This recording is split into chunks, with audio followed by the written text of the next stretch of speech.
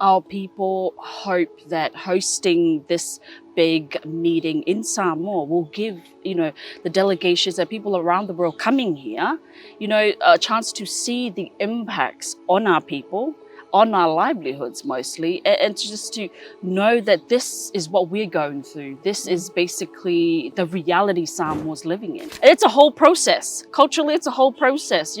You must know where to sit. You must know what to say. You must know, how, things work culturally. And that's very important. To me, it's a positive experience in the sense where I get to show others my culture. If we are entitled to all our opinions, we also have to be entitled to respecting each other's opinion, and that is something that is really deeply rooted in us as Samoans. We respect others and say, look, if that is your opinion, okay, that is yours, and we respect that. Amazing. Now, yes, with Commonwealth, there's always that connection to colonialism. Why? Because the Commonwealth in itself has roots with the British Empire, and all that. So it's always important to note that that's history.